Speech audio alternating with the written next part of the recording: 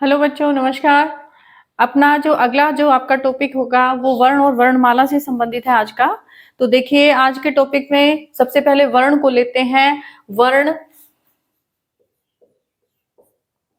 वर्ण को ध्वनि भी कहते हैं, ठीक है।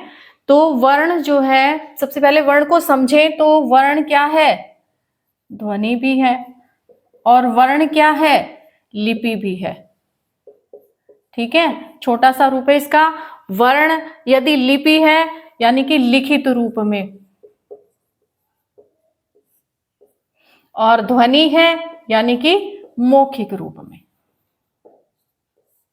ठीक है।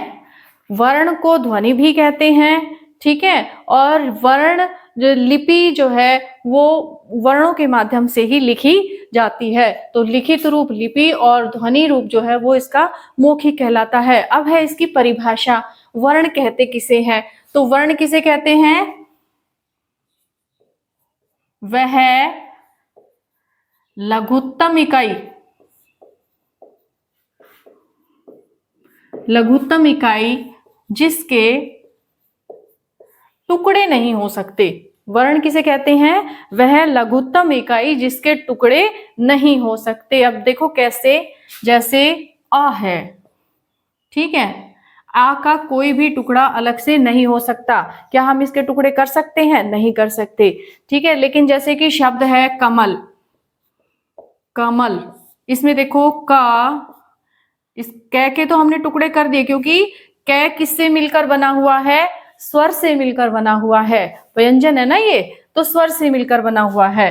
तो का, आ जमा म जमा ए जमा ल जमा ए, इस तरीके से हो गया ये कमल, ठीक है। तो वह लघुत्तम इकाई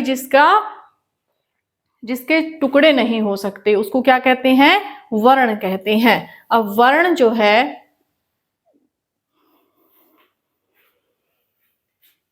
लघुत्तम इकाई ये हो गई वर्ण। देखो ध्यान देना, वह लघुत्तम इकाई जिसके टुकड़े नहीं हो सकते। लेकिन सार्थक लघुत्तम इकाई कौन सी है? सार्थक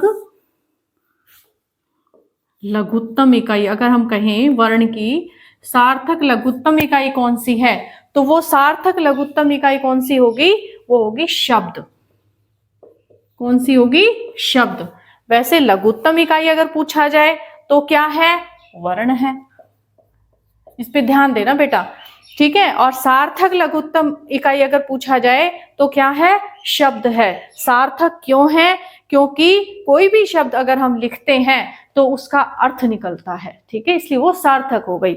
अब इसको ये लघुत्तम इकाई इसलिए कि इसके कोई टुकड़े करो तो उसका कोई अर्थ ही नहीं निकलता, ठीक है। इसलिए इन दोनों में ये डिफरेंस है, आप इसको जरूर देख लें। अगला इसमें आता है, ये देखिए,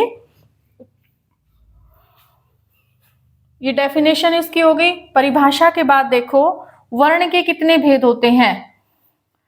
तो वर्ण के कितने भेद होते हैं? दो भेद होते हैं। कितने होते हैं? दो भेद। कौन कौन से? स्वर और व्यंजन, ये दो भेद होते हैं इसके।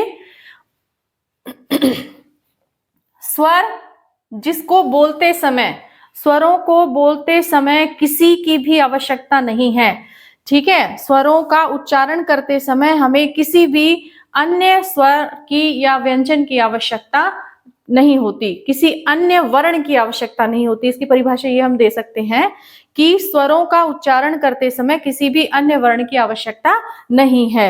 लेकिन जब हम व्यंजनों का उच्चारण करते हैं तो हमें क्या, किसकी सहायता लेनी पड़ती है?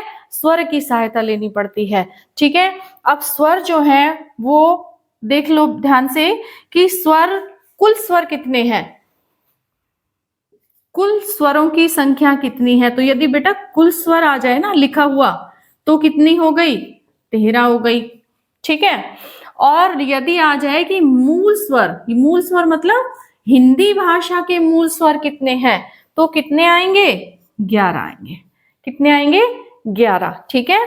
अब 11 कौन कौन से हैं देख लीजिए एक बार। अ, आ, ई, ई, उ, री ए आई ओ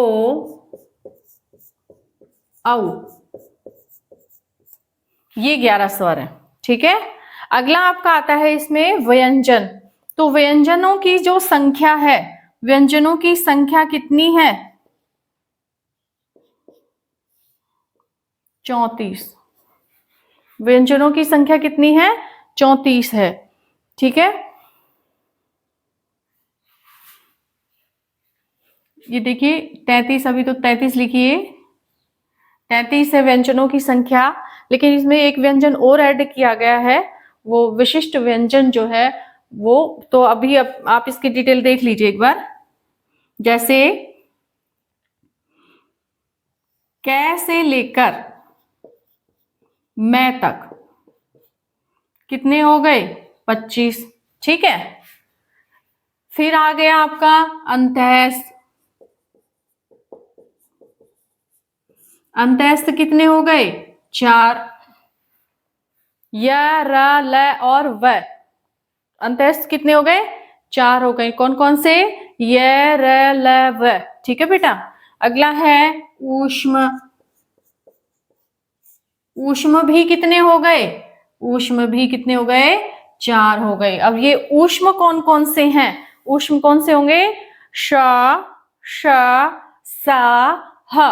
ठीक है, ये कौन से हो गए? ऊष्म व्यंजन हो गए। इन ये जो है ना कैसे मैं तक, इनको स्पर्श व्यंजन भी कहते हैं। क्या कहते हैं? स्पर्श व्यंजन। तो ये देख लीजिएगा इसमें। ठीक है बेटा, ध्यान रखना, कैसे मैं तक जो व्यंजन होते हैं उनको क्या कहते हैं? स्पर्श व्यंजन कहते हैं। और अगला जो है वो अंतःस्थ होता है, या, रा, लावा, ऊष्म, श, श, स, है। ठीक है, और ऊष्म व्यंजन के बाद कितने हो गए? ये 33 हो गए ना, 33 हो गए। अगला इसमें देखिए,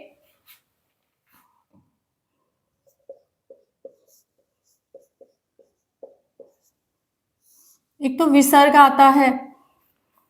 विसर्ग कितने हैं? एक ही है। विसर्ग एक ही हो गया ना, वो जो ये बिंदी लगती है ना, ये विसर्ग हो गया। ठीक है, उसके बाद आता है आपका ये, इसमें द्वित्व व्यंजन।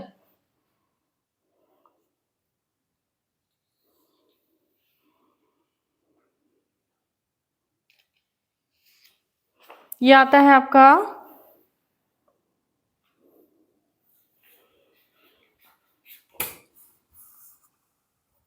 इसमें देखिए, ऊष्म व्यंजन के बाद है आपका ये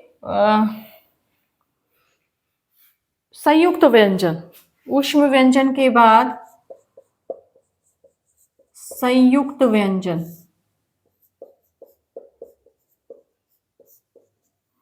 ठीक है, संयुक्त व्यंजन कितने हो गए?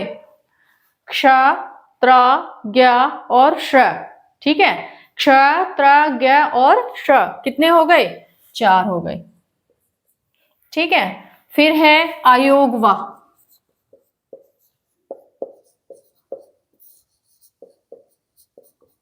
अयोगवा देखिए 2 हो गए। अयोगवा 2 कौन कौन से हो गए?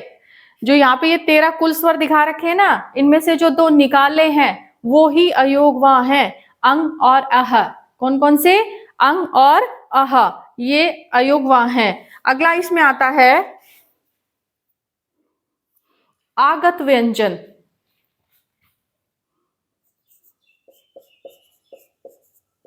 आगत व्यंजन।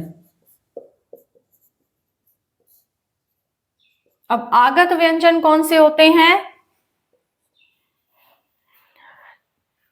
अढ़ और अढ़ा। ठीक है, जैसे सड़क। ठीक है, अढ़ और अढ़ जो है वो कौन से हो गए? आगत स्वर हो गए। अब इसमें जो अभी 2024 में ही नया एक व्यंजन और ऐड किया गया है, वो नया व्यंजन देखिए, उसको कहते हैं विशिष्ट व्यंजन। कौन सा होता है? विशिष्ट व्यंजन। विशिष्ट व्यंजन अभी 2024 में ही इसको ऐड किया गया है। ये इसकी कितना 1 होता है। एक ये विशिष्ट व्यंजन मैं बता भी देती हूं आपको कौन सा होता है। ये होता है, ये इस तरह से अड़य होता है ना, ल और अड़य मिलकर बनता है जो अड़य, ये हरियाणवी मराठी इन भाषाओं में प्रयुक्त होता है ये अड़य। जैसे ये ल बना के और इसको ऐसे ऐड कर दिया और ये बना दिया, इस तरीके से होता है ये। ठीक है बेटा, तो ये हो गया विशिष्ट व्यंजन एक। टोटल अब काउंट करके देख लीजिए इसको, वो टोटल वर्ण हो जाएंगे। 52 तो थी और एक और क्या जोड़ दिया इसमें, ये विशिष्ट व्यंजन जोड़ दिया, एक कितने हो गए 53। ठीक है, यही आपको ध्यान रखना है इसमें। 33 तो यहां तक आ गए बेटा। ठीक है, 33 के बाद ये आप ऐड कर लीजिए, 9 और ऐड कर लीजिए उसमें। तो 33 में जब 9 जोड़ दिए और तो कितने हो गए 42 हो गए ना। तो 42 में 11 और जोड़ दो, कितने हो जाएंगे 52। ये 53 कैसे हुआ कि 11 मूल स्वर प्लस ये 41 और प्लस 1 विशिष्ट व्यंजन। ठीक है, इसमें देखो इस प्रकार से ये वर्ण की किसे कहते हैं, वर्ण के कितने भेद होते हैं और कौन कौन से वर्ण होते हैं, यहां तक ये है। अगला जो टॉपिक आपका होगा वो वर्ण से ही संबंधित होगा, यानी स्वर के कितने पार्ट है उनसे संबंधित होगा और व्यंजन के कितने पार्ट हैं उनसे संबंधित होगा। तो ये तो वर्ण का भाग 1 है। अच्छा देखो, इसमें वर्णमाला किसे कहते हैं, वर्णमाला कहते हैं ये जो वर्णों की एक डिटेल से व्यवस्थित क्रम से जो बनी होती है ना, जैसे ए आ ई उ इस तरीके से जो व्यवस्थित क्रम है उसी को क्या कहते हैं हम, वर्णमाला कहते हैं। उसी को क्या कहते हैं, वर्णमाला। ठीक है, और ये आपके स्वर हो गए, व्यंजन हो गए, इनके पार्ट मैं आपको अगली वीडियो में बताऊंगी। ठीक है बेटा, अगर आपको वीडियो अच्छी और इन्फॉर्मेटिव लगी हो तो वीडियो को ज़्यादा से ज़्यादा लाइक और शेयर करें। अगर कोई क्वेश्चन हो तो कमेंट में पूछें। मेरे चैनल नील गाइडेंस को सब्सक्राइब करें। Thank you.